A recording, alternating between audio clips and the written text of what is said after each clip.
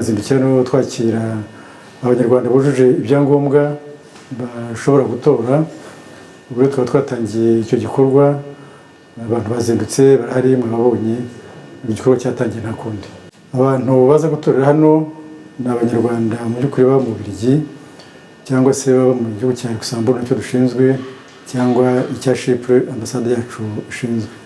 Ariko hashobora kuza abandi banyarwanda bari no mu Burayi ku mpamvu zinyuranye, ari abaje nko kwivuza, ari abaje gusura abantu cyangwa kuzindi mpamvu bafite ibyangombwa byemewe kugira ngo bashobore gutora, bashobora kuza hano bagatorera hano muri ambasade yacu mu Bubiligi. Hari imisoro iteganywa n'amategeko nk'abantu bafunzwe, abantu bambuwe ubwo burenganzira n'ubutabera. Muzi ko mu gihugu cyacu habaye jenoside, abantu bagizemo uruhare bakaba barakatiwe imanza, ubwo burenganzira bakaba batabufite, ntabwo bashobora gutora.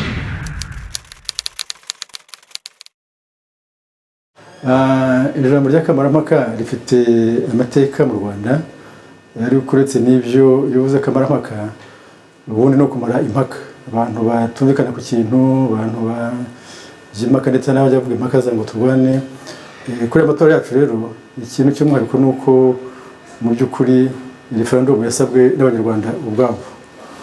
Bagize bati ko igihugu cyacu gifite ubuyobozi bwiza, ubuyobozi butunogeye, kuki tutavugurura ingingo zimwe na zimwe mu itegeko nshinga ry'u Rwanda, ku buryo nka Perezida wa Repubulika wariho ubu ngubu, nyakubahwa Perezida Paul Kagame yakomeza.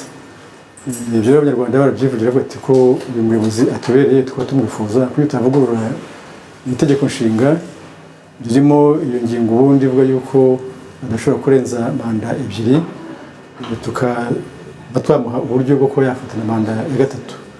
Ibyo abanyarwanda ubwabo babyunguranye ibitekerezo, barabyemeranywa, barabisaba, ku buryo mu by'ukuri icyo baje gukora uyu munsi ni ukwemeza icyifuzo bamaranye igihe bagaragaje cyemewe, ku buryo nta mpaka zirimo, nta kuvuga ngo hari abashyamiranye. Tubyita referendum ni ijambo rikomoka mu ndimi z'amahanga, ariko risobanura yuko cy'abantu bashaka kwemeza ari benshi, bagikora mbese kikaba nka reference bafite, bakungurana ibitekerezo. Ariko kamarampaka bivugitse ukuntu umva ko ari abantu bavanganye, kandi muri ayo matora muri iki gihe nta guhangana guhari. Abanyarwanda bemeje umurongo bifuza, bakifuza ko ariyo konstitusiyo yabo, itegeko nshinga ryakwerekezamo ibyo bifuza.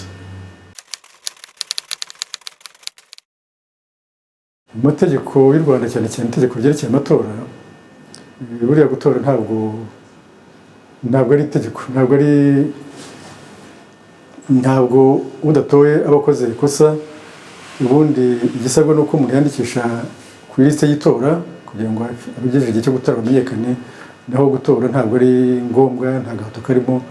Ibyo bitandukanye na hasi zimwe z'amategeko y'Ububiligi. Hano mu Bubiligi gutora n'itegeko, iyo utatowe urahanirwa. Aho mperukira ubanza batanga amayero 250 ko utaje gutora. Mu Rwanda siko bimeze, umaze gutora ku bushake bwe, ko abyishimiye, ko yifuza kugira uruhare mu miyoborere y'igihugu, ariko ntabwo gutora ari itegeko. Abanyarwanda barabyitabira, abanyarwanda b'abanyarwanda hano bazindutse, baje butaracya, baje hatabona, hari n'igihe cya hiveri, ari igihe hakonje cyane, ariko kubera ubushake bwabo bakaza nta gahato. Lisite y'itora komisiyo y'igihugu y'amatora yatwohereje iriho abantu barenga 3000. Ubwo ni abantu mbese bafite imyaka yo gutora, bazi ko babaye intangaha. Iyo uretse bakayibereza batyo bashingiye no ku byo twababwiye bo bagiye biyandikisha hano. Ariko ubwo bari buze turaza kureba kuko nyine si itegeko, haza ushatse, haza ubizi ubyifuza, ubwo turaza kubimenya. Ariko ndakeka yuko bashobora kujya nko ku 1000 cyangwa munsi yacyo gatoya, turaza kureba. Ariko ni ku ilisite y'itora abantu barenga 3000.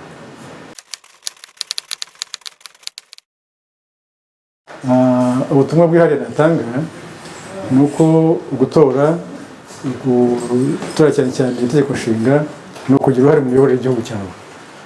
Mwumva rero ari byiza ko ubishoboye wese, ufite imyaka y'ubukure yemewe, ufite umutima wo gukunda igihugu, ko yabyitabira, kuko rwose nibwo buryo bugaragara bufatika bwo kugira uruhare mu miyoborere y'igihugu ari ugushyiraho itegeko nshinga nk'iri ngiri kandi iryo tegeko rikuru ry'igihugu niba ko ari ikintu cyiza gifite uburemere nkabishishikariza rero buri wese ko yakwitabira iri tora rya referandumu akaba agize uruhare mu guhamya imiyoborere myiza y'igihugu cyacu. Ubutumwa burahari. Ubutumwa ni ukubabwira tuti muze kuri ambasade murebe, mushake umwanya muje mu Rwanda murebe uko yifashe, murebe uko imiyoborere imeze, murebe amajyambere, murebe ko igihugu kigenda gitera imbere. Rwose nta uhejwe. Niba niba bafite ikosa yakoze n'abafite icyaha kirakosorwa, icyaha gisabirwa imbabazi. Umuntu araheruka buri kintu wakoze nabi ashobora guheruka akaba umuntu mwiza amaze kubona yuko ntacyo bimaze. Buri muntu wese tumukangura ko rero yakurikira ibibera mu gihugu cye, nawe akagira uruhare mu kwikosora, akagira uruhare mu miyoborere myiza y'igihugu.